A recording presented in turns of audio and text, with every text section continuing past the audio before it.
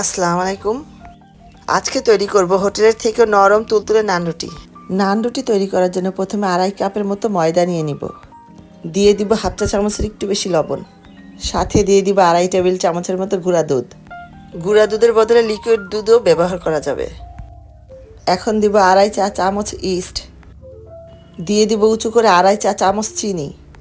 সবগুলো উপকরণ একসাথে ভালো করে মিশিয়ে নিব।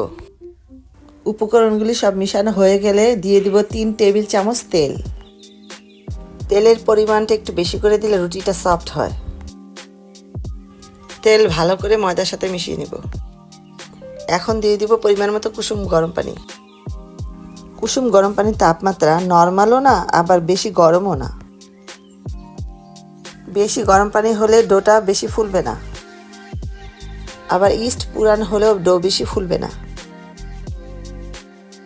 ইস্ট ফ্রেশ ব্যবহার করার জন্য চেষ্টা করবেন। একসাথে পানি ঢেলে না দিয়ে অল্প অল্প করে পানি দিয়ে ডোটা তৈরি করে নিতে হবে। ডোটা যাতে শক্ত না হয়, ডোটা নরম যেন হয় সেই অনুযায়ী পানি দিতে হবে। ডোটা যত বেশি মাখবেন ততই সফট হবে। ডোটা মাখা হয়ে গেলে এর উপর সামান্য তেল দিয়ে মেখে দিব, যাতে ডোটা নরম থাকে। হাতে সময় না থাকলে কম করে 1 ঘন্টার জন্য রেস্টে রেখে দিতে হবে। এখন ঢাকনা দিয়ে রেস্টে রেখে দেব। ডোটা গরম জায়গায় রাখতে হবে, এতে করে দ্রুত ফুলে উঠবে। 1 ঘন্টা পর ডো থেকে গ্যাস বের করে নিব।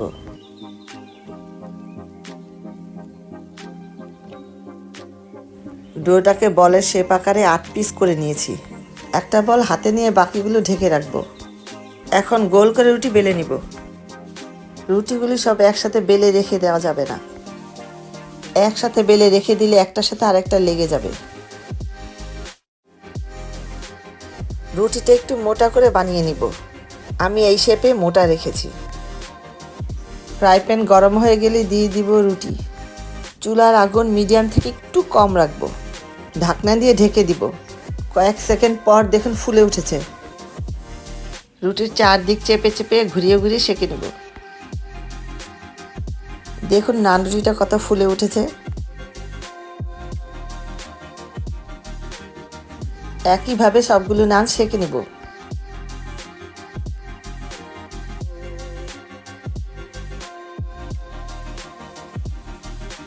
নান রুটি মাংস জাতীয় সব আইটেমের সাথে খেতে মজা লাগে।